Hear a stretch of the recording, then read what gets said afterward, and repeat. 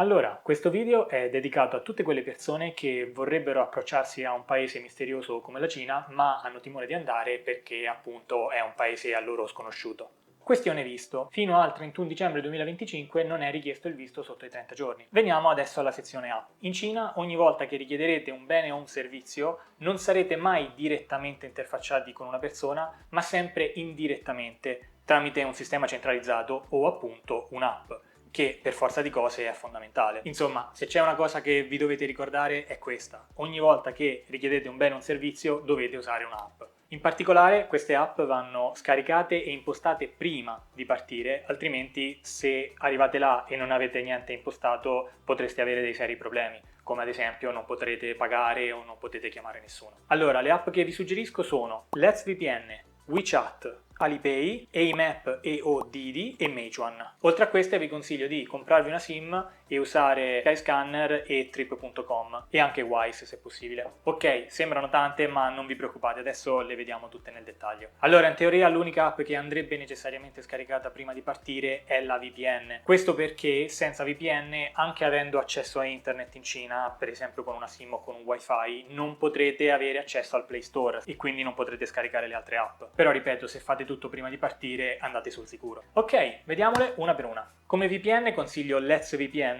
perché è veloce sia a connettersi che a navigare e costa decentemente poco. Non sono sponsorizzato da Let's VPN, ve la consiglio perché l'ho usata e mi sono trovato bene. Attenzione, NordVPN non funziona, o almeno è molto probabile che non funzioni. E disclaimer, non voglio nemmeno dire che non funziona perché fa schifo, anzi al contrario, probabilmente non funziona perché è troppo buona come app. Vi lascio un link in descrizione per approfondire se volete. Per quanto riguarda la SIM invece io vi consiglio di comprarla quando atterrate o, se non avete lo sbatti, di usare dei servizi come Saily, però prima verificate che il vostro smartphone supporti la eSIM. Se non la supporta ma volete comunque usare una eSIM, ci sono delle SIM speciali che trasformano la vostra SIM in una eSIM. Uno dei servizi che conosco si chiama eSIM.me. Vi metto il link qui sotto in descrizione. Il wifi in Cina è presente quasi ovunque, però consiglio di non usarlo troppo, o perlomeno di usarlo ma con la VPN, perché le password sono sempre le solite, tipo 8x8, che si dice dovrebbe portare ricchezza. Insomma, anche se non sono un esperto di informatica, non è conveniente attaccarsi né a una wifi pubblica né specialmente a una wifi pubblica con una password nota. Ok, veniamo ora alla main app che è WeChat. WeChat è l'app di riferimento in Cina, si può usare un po' per tutto, dai pagamenti alla messaggistica, alle prenotazioni, ai biglietti dei mezzi pubblici. Vi spiego brevemente come funziona. Allora, tutte le app che vi mostrerò hanno un menu orizzontale nella parte bassa della schermata. Tipicamente la prima icona a sinistra è la schermata principale, mentre l'ultima a destra è quella del profilo personale. Andiamo sul profilo personale.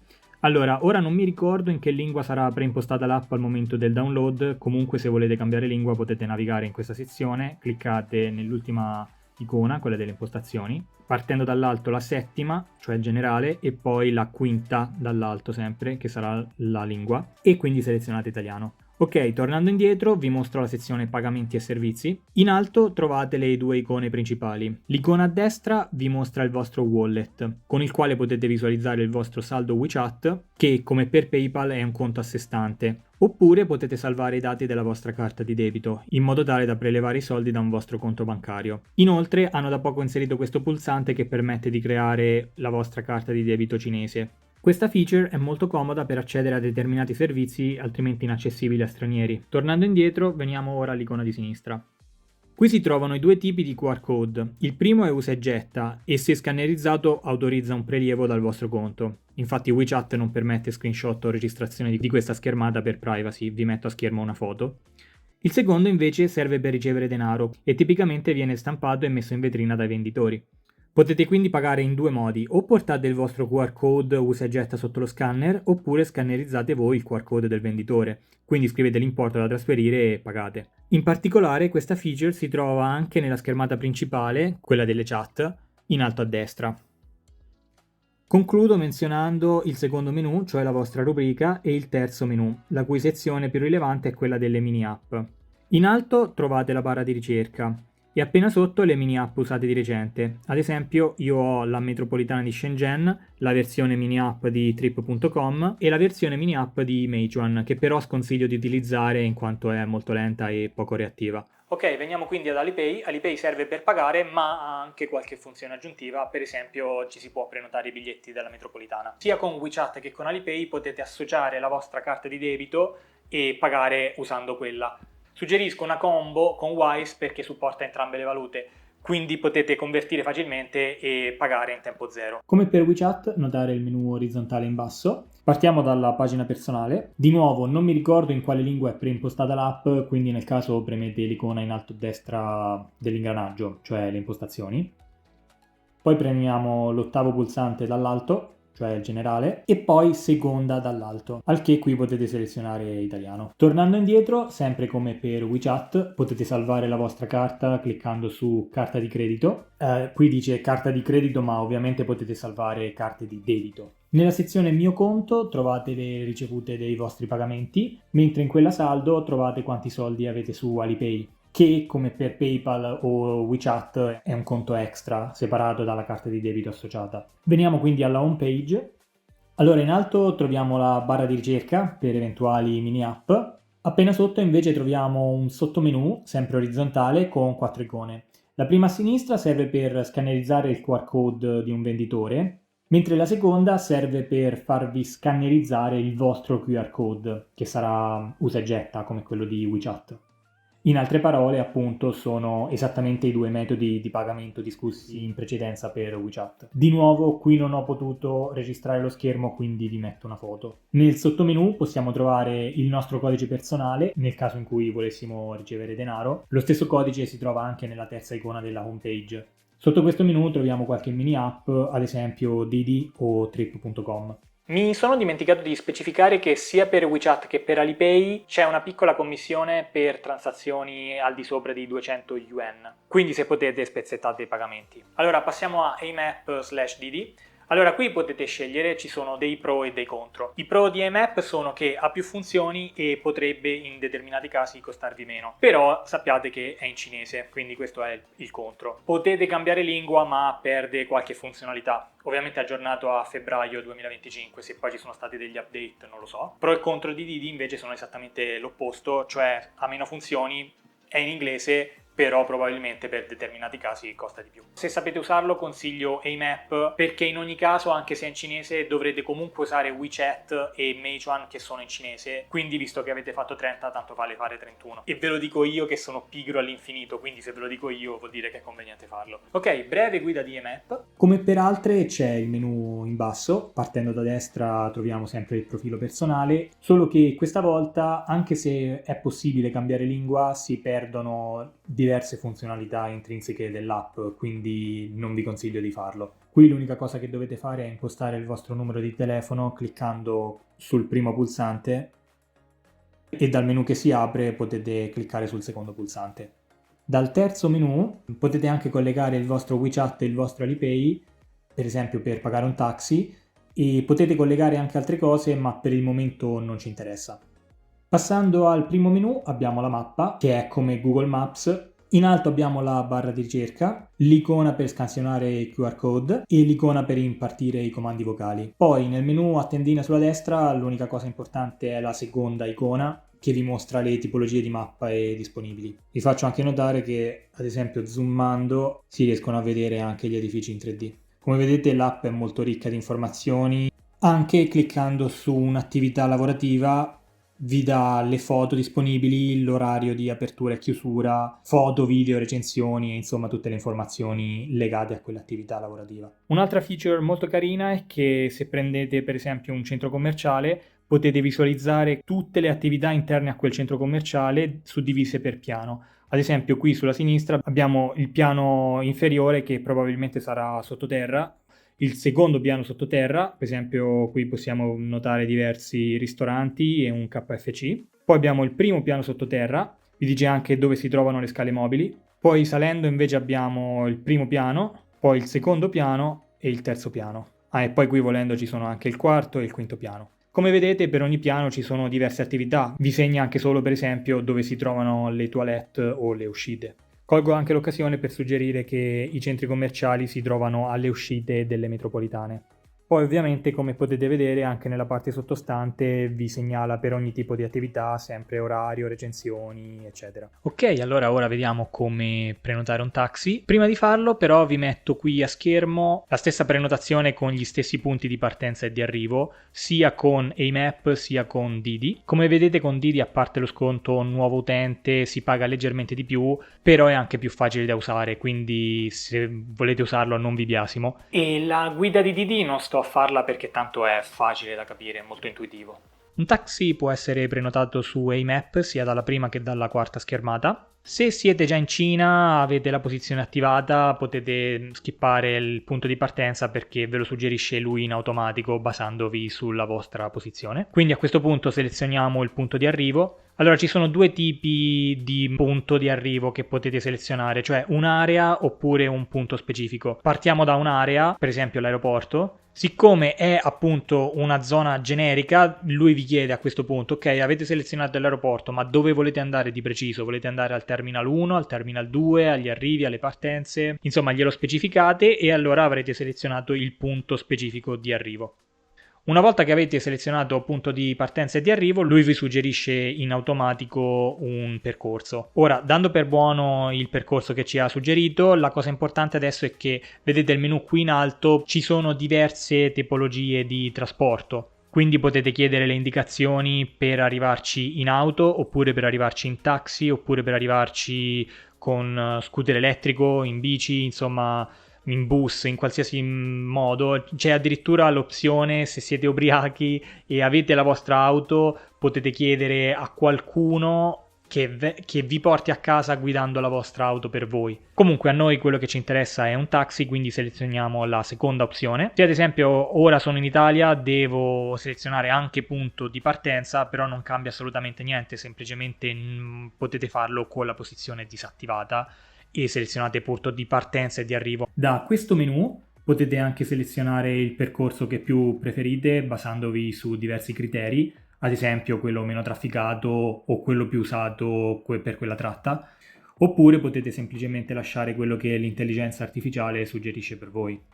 Scrollando verso l'alto troviamo la barra del prezzo con un sottomenu verticale sulla sinistra. Allora dall'alto trovate Carpool, non consigliato, e sotto invece le auto express, che sono anche quelle che vi consiglio perché hanno un prezzo fisso, indipendentemente dal percorso o dal tempo impiegato. Come vedete, cambiando la selezione sulla sinistra, scrolla in basso anche sulla destra. Sotto ancora troviamo la sezione auto economiche, che invece non hanno un prezzo fisso. Nel caso in cui voi voleste deselezionarle tutte, potete semplicemente cliccare qui, su questa icona. Se la cliccate ve le seleziona tutte, se la cliccate nuovamente ve le deseleziona tutte. Scendendo ancora troviamo diversi altri menu, come per esempio i taxi veri e propri, le auto premium, le auto private, le auto di lusso, insomma ci sono tante scelte, ma io ripeto consiglio di andare sull'auto express.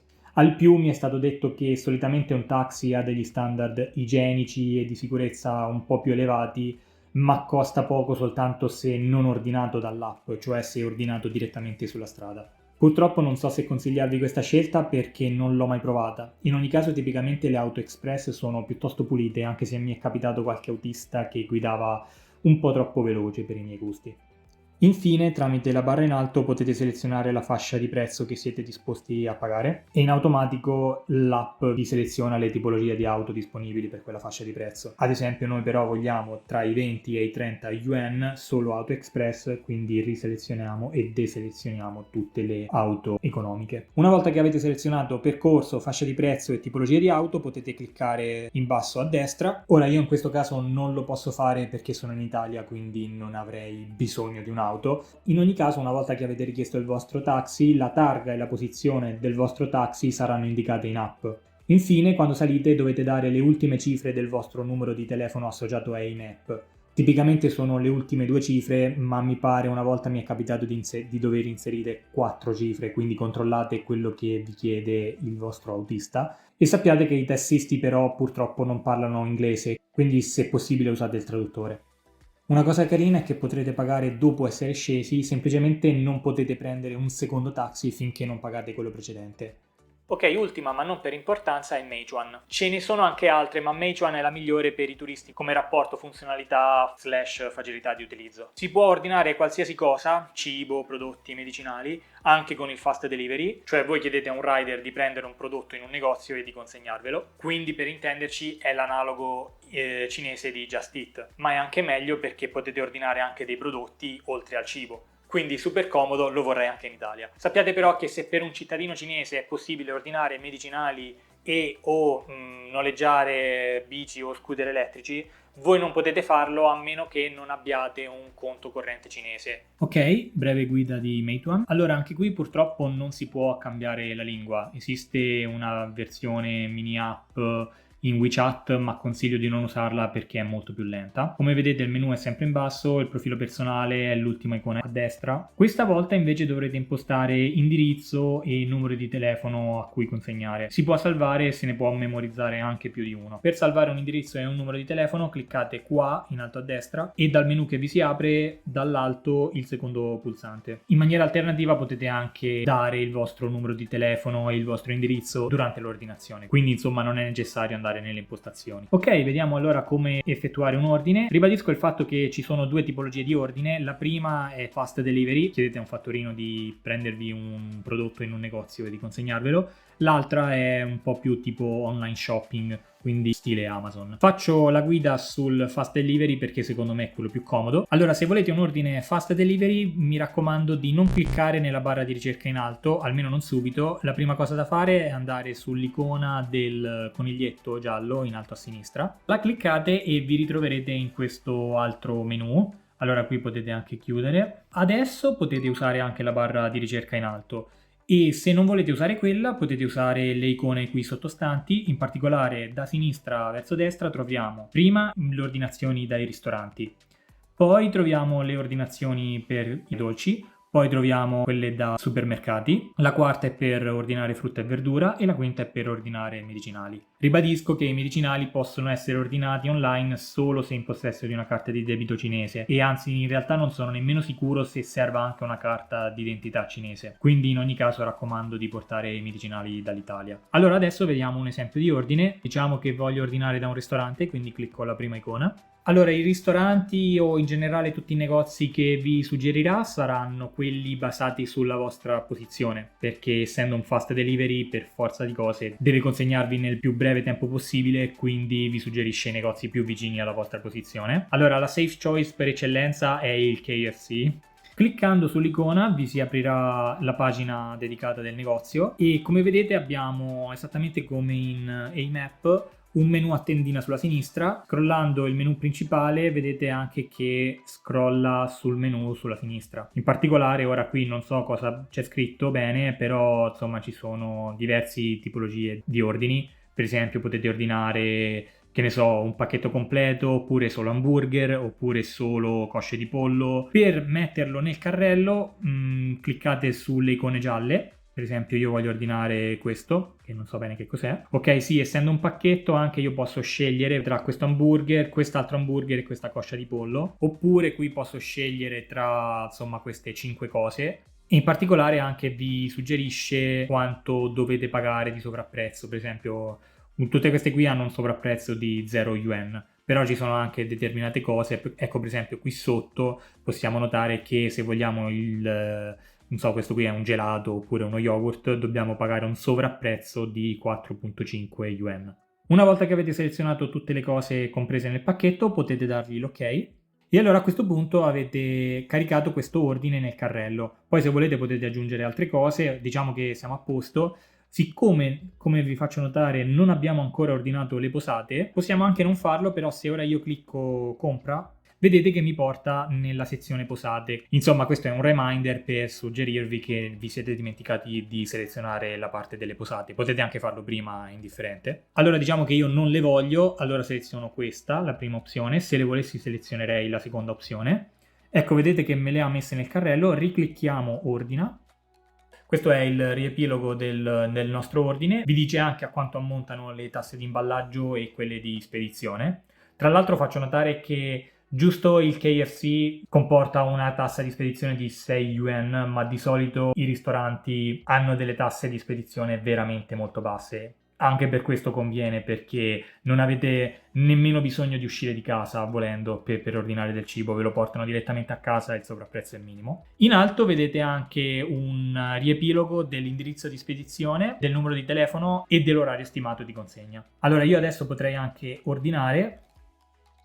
Vedete che ancora non mi fa ordinare perché mi porta direttamente al checkout, e il checkout, voi mi raccomando selezionate soltanto questa parte qui in fondo. Il primo pulsante è quello per Alipay, il secondo è per WeChat. La parte sopra lasciatela pure perdere. E adesso se io cliccassi sul pulsante giallo in fondo mi preleva dalla carta di credito e mi inoltra l'ordine al venditore. Dopo aver effettuato l'ordine potrete monitorarne l'avanzamento, ad esempio visualizzando la posizione sulla mappa del fattorino. Quando l'ordine vi arriva a destinazione avete a questo punto 3 possibilità.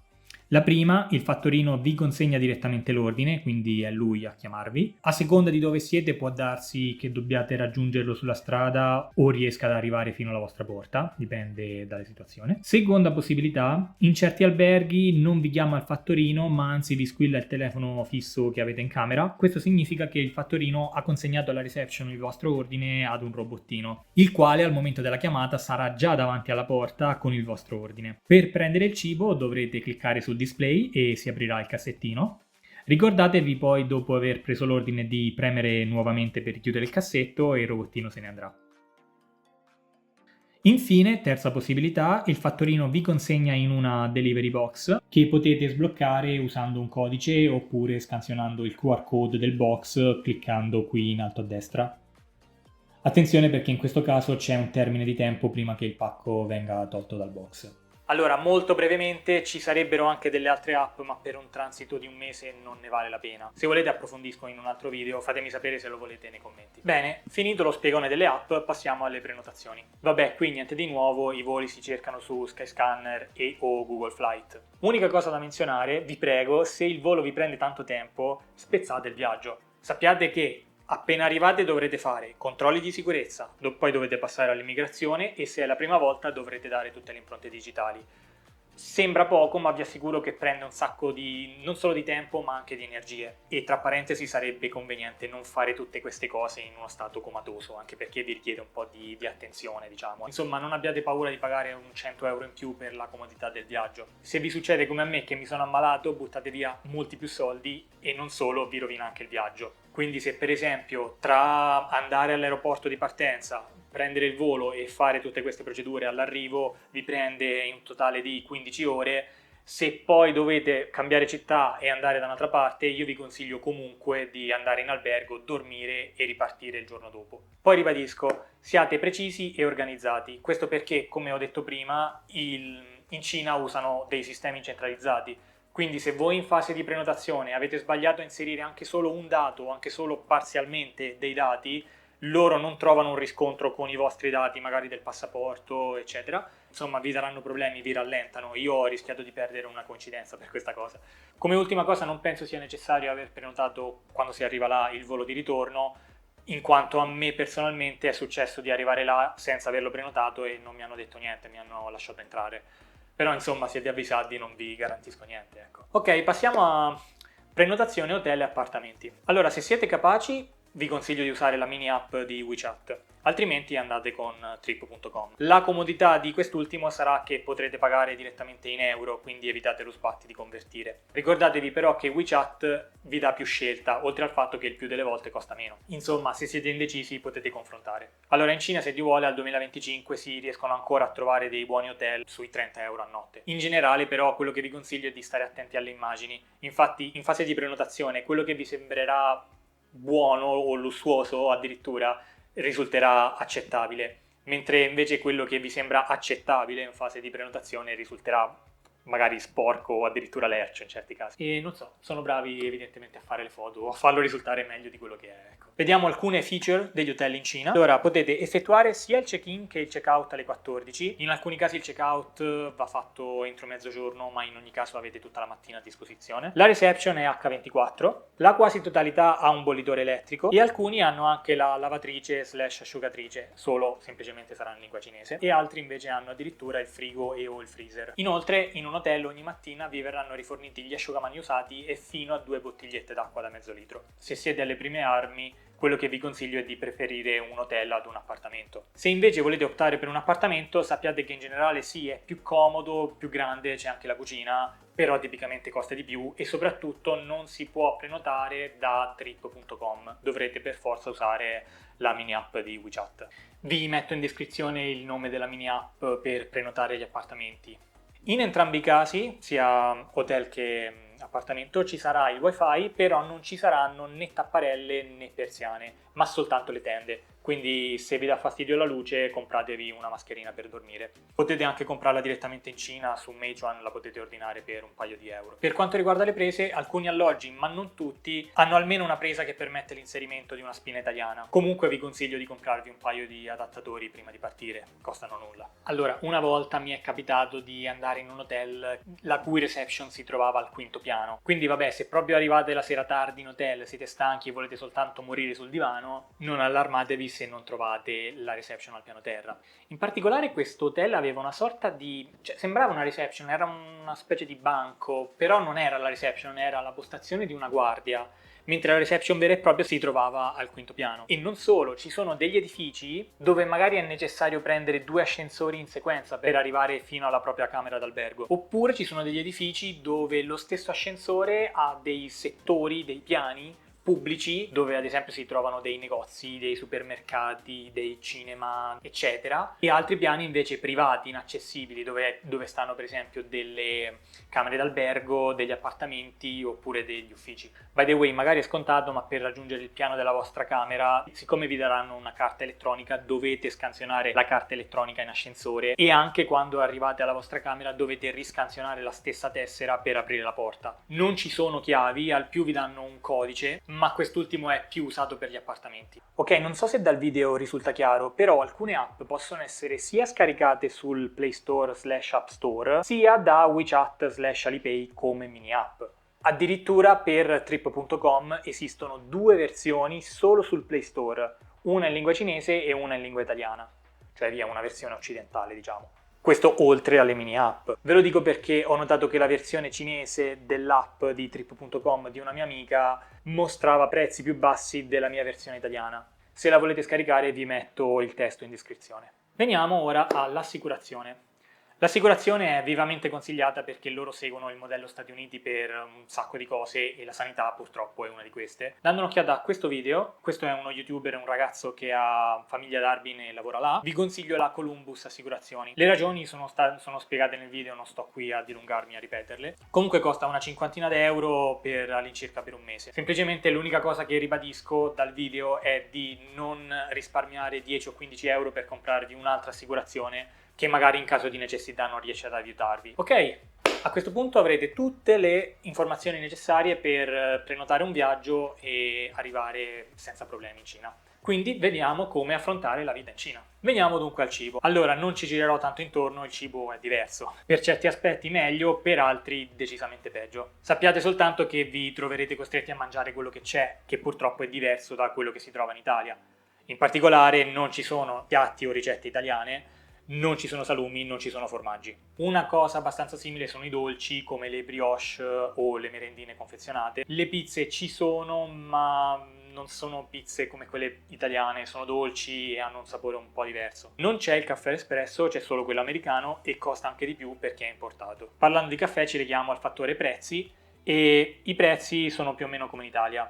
Forse leggermente più economici, ma dipende per cosa. Ad esempio, appunto, il caffè costa leggermente di più che in Italia.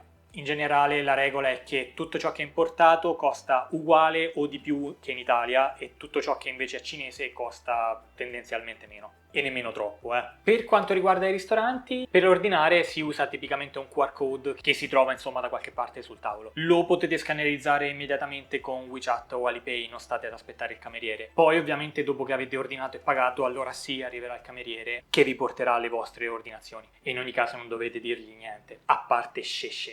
Anche ho notato che buona parte dei ristoranti ha la cucina completamente visibile, cosa che personalmente apprezzo molto. Per quanto riguarda i treni invece, la metro risulta piuttosto comoda in grandi città e costa veramente poco, tipo 2 euro per un'ora di viaggio.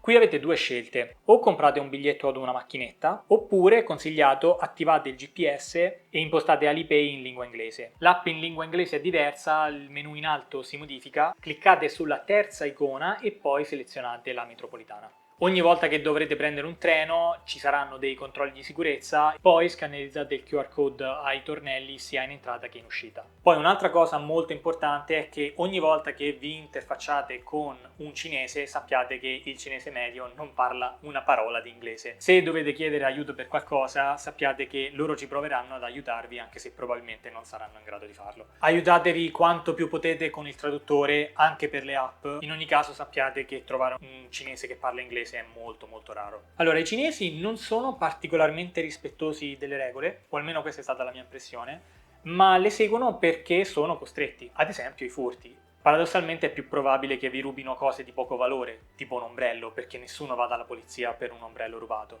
Questo appunto è legato al fatto che ci sono telecamere sostanzialmente ovunque e quindi non si azzardano a rubare cose di molto valore perché rischiano il penale.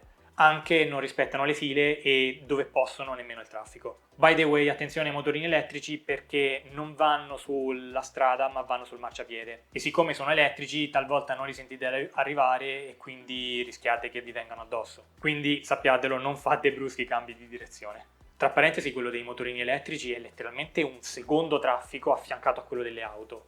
Quindi dovete stare veramente molto attenti. Poi appunto ho avuto l'impressione che un cinese lavora sì tanto, ma più per necessità che per questioni etiche o morali o anche sociali. Per il resto la Cina, come l'Italia, è un paese molto variegato, quindi dare troppe indicazioni sugli usi e i costumi è fuorviante a parer mio. Bene, questo era tutto quello che avevo da dirvi su come sopravvivere in Cina. Ovviamente si tratta di un paese piuttosto diverso dall'Italia, quindi spero di non avervi fatto troppo passare la voglia di partire, perché davvero è un paese stupendo e sarebbe veramente un peccato non visitarlo. Se volete un altro video dove vi elenco tutti i pregi della Cina, fatemelo sapere nei commenti. Mi raccomando, mettete mi piace, iscrivetevi al canale e ciao a tutti!